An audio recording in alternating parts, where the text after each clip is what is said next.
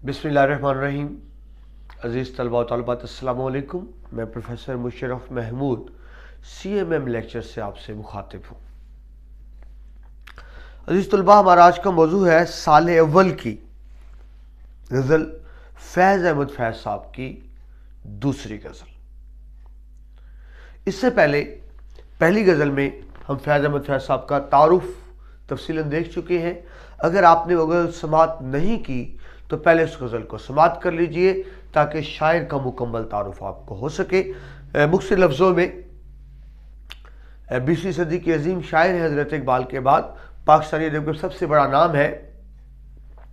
एहतजाज बगावत की शायरी करते हैं, जालिम के खिलाफ मुअस्सर आवाज़ है, जुल्म की हुकूमत को ललकारते हैं।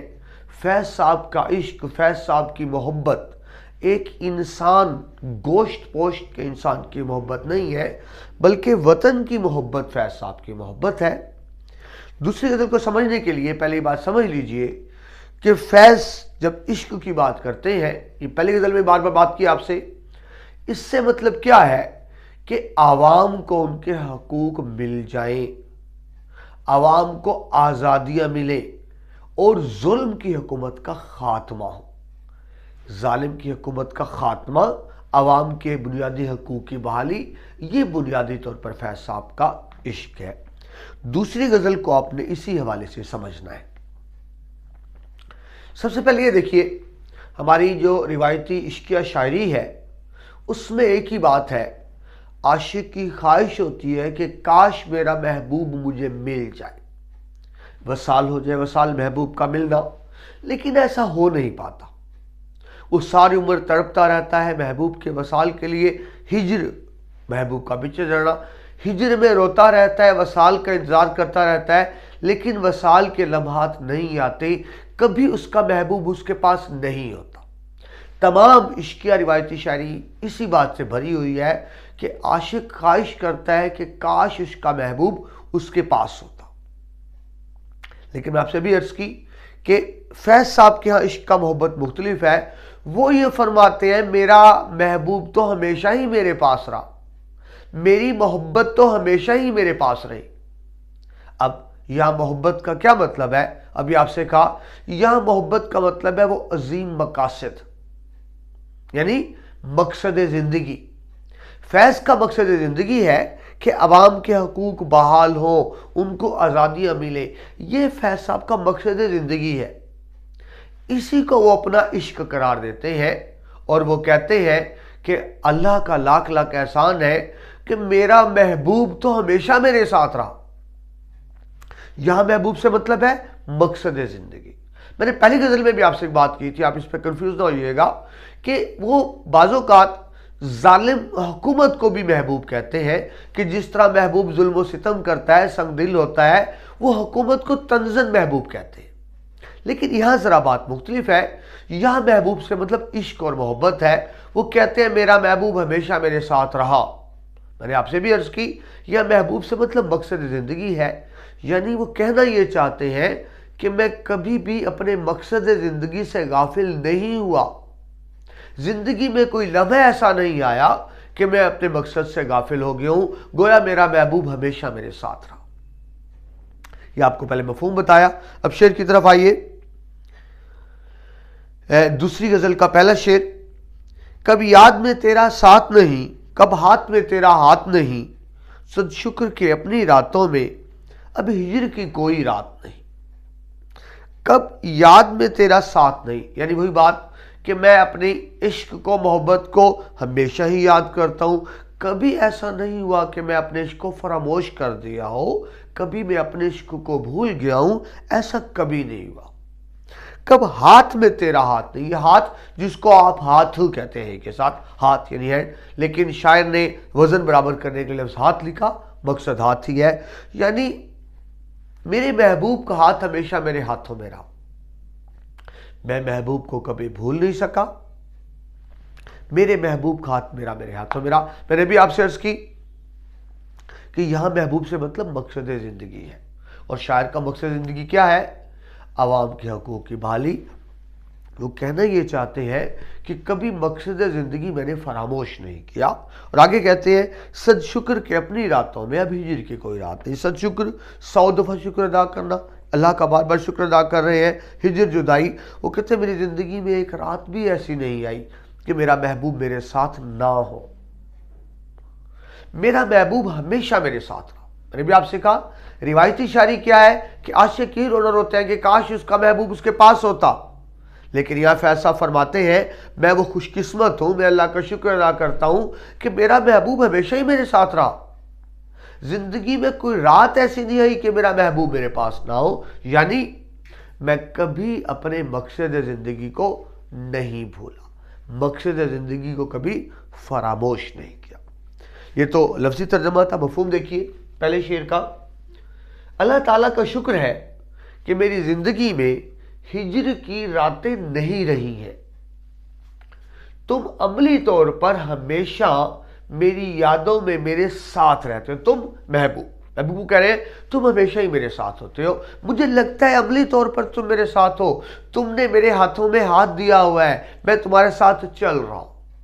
تو بار بار ایک کر رہا ہوں, یعنی وہ کہہ کے آ رہے ہیں کہ میں مقصد زندگی کو کبھی ایک لمحے کے لیے بھی نہیں بھولا. یہی ان کا مقام ہے کہ ان کی تمام زندگی اس جدوجہد میں گزری کہ غریب عوام کو ان کے حقوق ملے, ظلم کی حکومت کا خاتمہ ہو.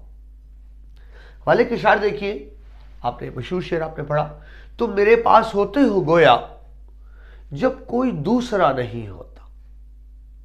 یہ شعر جس کے بارے میں مومن کا شعر جس کے بارے میں غالب نے کہا تھا کہ میں اپنا دیوان دے دوں, اس سے بھی خوبصورتی ہے. وہ کہہ یہ رہے ہیں شاعریہ کہ میرا محبوب ہمیشہ میرے ساتھ رہا. میں جب اکیلا تھا تو بھی محبوب کی یادوں سے باتیں کرتا رہا اور مجھے لگا میرا محبوب ہمیشہ میرے ساتھ ہے.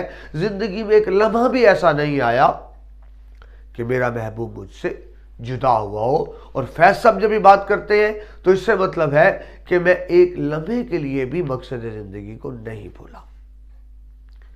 دوسرا شعر دیکھیں, بزم خیال میں تیرے حسن کی شمع جل گئی.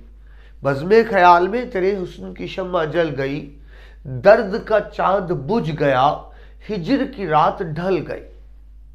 یعنی جب میرے ذہن میں محبوب کا تصور آیا تو تمام درد تکلیف ختم ہو گئی, ہجر ختم ہو گیا, ہجر جدائی. مجھے لگا محبوب میرے پاس ہے, محبوب میرے پاس آ گیا.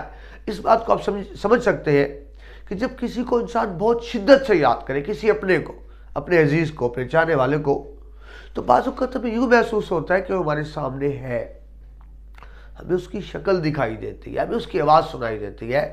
یہ کسی کو یاد کرنے کی شدت کی انتہا ہوتی ہے. تو شاعر ہی بات کر رہا ہے کہ جب میں نے محبوب کو یاد کیا تو مجھے لگا محبوب میرے پاس آ گیا ہے, ہجر ختم ہو گیا, وصال ہو گیا. اور یہی بات فیض صاحب یوں کر رہے ہیں کہ میرا محبوب ہمیشہ ہی میرے پاس رہا. ایک اور خوبصورت شعر دیکھیے, نظارے کو یہ جنبش مژگاں بھی بار ہے, نرگس کی آنکھ سے تجھے دیکھا کرے کوئی. نظارہ محبوب کا نظارہ, مژگاں آنکھ, یہ پلکیں, جنبش مژگاں یعنی آنکھ کا جھبکنا, آنکھ کا بند کرنا. وہ کہتے ہیں میں اس قدر محبوب کو چاہتا ہوں, میرا جی چاہتا ہے محبوب میرے سامنے ہو. جب میں تھوڑی دیر کے لیے آنکھ جھبکتا ہوں تو اتنی دیر میں محبوب میری آنکھوں سے اوجھل رہتا ہے. میں یہ چاہتا ہوں میں آنکھ بھی نہ جھپکوں, مسلسل دیکھتا رہوں. وہ لمحہ جو آنکھ جھبکنے میں ضائع ہوا, اتنی دیر تو محبوب مجھ سے اوجھل ہو گیا نا. تو نرگس کا پھول وہ لگتا ہے آنکھ کی طرح ہے جو مسلسل کھلا رہتا ہے. تو کاش نرگس کی آنکھ کی طرح سے دیکھتا. یعنی میں محبوب کا جب نظارہ کر رہا ہوں تو اس وقت آنکھ کی پلکیں بھی نہ جھپکیں, مطلب محبوب ہمیشہ میرے سامنے رہے. اور یہی بات فیض صاحب کر رہے ہیں کہ اللہ کا شکر ہے کہ میرا محبوب ہمیشہ ہی میرے ساتھ ہوتا ہے, میرا ہاتھ محبوب کے ہاتھ میں ہوتا ہے. میں بار بار ایک بات کر رہا ہوں, وہ مقصد زندگی کو یہاں محبوب کہہ رہے ہیں. تلمیحی انداز میں یہ طرح کا شعر تھا. آگے چلے جی. مشکل ہے اگر حالات وہاں, جاں دے آئیں دل بیچ آئیں, جاں دے آئیں دل والو کوچہ جانا میں, کیا ایسے بھی حالات نہیں. میں نے پہلی غزل میں آپ سے عرض کی تھی کہ ظالم کی کوشش ہوتی ہے کہ ایک مظلوم کو، محکوم کو ڈرا دھمکا کر چپ کرا دیا جائے، وہ ڈر جائے، پوری کوشش ہوتی ہے. لیکن فیض صاحب مقصد زندگی کو اتنا عزیز کرتے ہیں کہ اس کے لیے جان کی پرواہ نہیں کرتے. تو پہلے مفہوم سمجھ لیجئے. وہ کہتے ہیں جی انہیں ڈرایا جاتا ہے، ظالم کے خلاف بولو گے مار دیے جاؤ گے، لاپتہ کر دیے جاؤ گے، سزا پا جاؤ گے، جیل چلے جاؤ گے. لیکن فیض صاحب کہتے ہیں مجھے ان چیزوں کی پرواہ نہیں ہے، میں ظلم کو للکارتا رہوں گا. ظالم زیادہ سے زیادہ کیا کرے گا، میری جان لے لے گا، تو یہ عظیم مقصد کے لیے جان حاضر ہے، میں جان دینے کو تیار ہوں. یہ ذہن میں رکھیں، جب کوئی شخص موت سے بھی نہ ڈرے تو پھر اس کو کوئی دوسرا ڈرا نہیں سکتا. تو فیض صاحب کہتے ہیں مجھے مت ڈراؤ ان باتوں سے، جان پیش کرنی پڑی تو قربان کر دیں گے. مشکلیں اگر حالات وہاں سے مطلب دو باتیں، تنزن محبوب کہ محبوب ظالم سنگ دل کو کہتے ہیں تو سینس میں بھی ہو گیا. لیکن یہاں ظاہر ہے ظلم کی حکومت ظالم مراد ہے، جس کو طنز سے محبوب کہا جا رہا ہے، طنز کرتے ہوئے. مشکلیں اگر حالات وہاں دل بے چاہیں جان دے آئیں. میں محبوب کی گلی میں جانا چاہوں تو زیادہ سے زیادہ کیا ہوگا، مجھے روکیں گے، جان لے لیں گے، دے دیں گے. دل والو کوچہ جانا میں، کوچہ جانا محبوب کا کوچہ، کیا ایسے بھی حالات نہیں؟ یعنی وہ کہہ رہے ہیں کہ میں مصلحت کا شکار نہیں ہوں گا، جان کو نہیں بچاؤں گا. مجھے اس چیز سے مت ڈرایا جائے کہ ظالم کو للکاؤ گے تو مار دیے جاؤ گے. میں محبوب کے کوچے میں جانے کی ہر ممکن کوشش کروں گا، جان کو ہتھیلی پر رکھ کر جاؤں گا، خواہ جان قربان کرنی پڑے بھی تو کر دوں گا، لیکن اپنے مشن پر قائم رہوں گا آخری سانس تک، آخری لمحے تک، آخری سمے تک. مفہوم دیکھیے، محبوب کی گلی تک پہنچنے کے لیے حالات کیسے بھی ناموافق ہونا، موافق اینٹی ہونا، خلاف ہونا، مگر ہم اس کے لیے دل و جان کی بازی تک لگا دیں گے. حوالے کے اشعار دیکھیے، یہ عشق نہیں آسان، بس اتنا سمجھ لیجئے ایک آگ کا دریا ہے اور ڈوب کے جانا ہے. عشق میں قربانی دینی پڑتی ہے. فیض کا عشق وطن سے محبت ہے تو اس کے لیے جان قربان کرنے کو تیار بیٹھے. نثار میں تیری گلیوں میں اے وطن کے جہاں، چلی ہے رسم کے کوئی نہ سر اٹھا کے چلے. میرا وطن سے محبت کرتا ہوں، لیکن ایسے ظالم حکمران ہیں جو سر اٹھا کے چلنے کی اجازت بھی نہیں دیتے. لیکن میری وطن سے محبت برقرار ہے، میں وطن کے لیے سر اٹھا کے چلوں گا، لوگوں کو یہ حقوق دلاؤں گا کہ سر اٹھا کر چل سکیں. میں بار بار ایک بات کر رہا ہوں، ظلم کی حکومت کا خاتمہ، مظلوم کے حق کی بحالی، یہ ہے فیض صاحب کا عشق، جس میں یہاں نشاندہی. ایک خوبصورت شعر، ظالم ظلم کرتا ہے اور فیض صاحب پہ ایک جھوٹا مقدمہ بنایا گیا کہ یہ وطن سے غداری کا مقدمہ، حالانکہ فیض سے زیادہ تو محب وطن کوئی تھا نہیں. ایک بہانہ ہوتا ہے، جب آپ نے کسی کو گرفتار کرنا تو کوئی نہ کوئی الزام تو لگائیں گے نا، جھوٹا سچا الزام. تو جھوٹے الزام لگائے جاتے ہیں پریشرائز کرنے کے لیے، دباؤ ڈالنے کے لیے. کس کے نام پہ؟ وطن کے نام پہ. تو شعر دیکھیے، وہ کہہ رہے ہیں محبت نہیں وطن سے مجھے، وہ کہہ رہے ہیں محبت نہیں وطن سے مجھے، سکھا رہے ہیں محبت مشین گن سے مجھے. مشین گن سے محبت نہیں سکھائی جاتی، نفرت پیدا کی جاتی ہے. یہی ہمارے حکمرانوں کا رویہ اور کردار ہے. اگر آپ اس کو وسیع تناظر میں دیکھیں تو مشرقی پاکستان کے الگ ہونے کی وجہ بھی یہی بنی کہ ان کو مشین گن سے محبت سکھائی جا رہی تھی، وہ الگ ہو گئے، الگ تھلگ ہو گئے. آگے بڑھیے تیسرے شعر کی طرف. خوبصورت شعر، جس دج سے کوئی مقتل میں گیا وہ شان سلامت رہتی ہے، یہ جان تو آنی جانی ہے، اس جان کی کوئی بات نہیں. دج کے، سج دج کے مطلب اپنی مرضی سے ولنگلی. دیکھیے مر تو سب نے جانا ہے. ایک شخص بیماری سے مر گیا، بڑھاپے سے مر گیا، حادثے سے مر گیا تو مر گیا، ختم ہو گیا. لیکن ایک شخص نے عظیم مقاصد کے لیے اپنی جان دی تو وہ مرنے کے بعد بھی نہ مرا، زندہ رہا. تو دیکھیے مر تو سب نے جانا ہے، تو کیوں نہ عظیم مقصد کے لیے جان دی جائے کہ مرنے کے بعد بھی زندہ رہیں. جو عظیم مقصد کے لیے جان دیتے ہیں وہ مرنے کے بعد بھی زندہ رہتے ہیں. ایک شان ہے ان کی جو برقرار رہتی ہے، ورنہ یہ جان تو آنی جانی ہے، اس جان کی کوئی بات نہیں، مر تو سب نے ہی جانا ہے. تو کیوں نہ بلند مقصد کے لیے جان دی جائے کہ مرنے کے بعد بھی انسان زندہ رہے، اپنے نام کی بدولت، اپنے کارناموں کی بدولت۔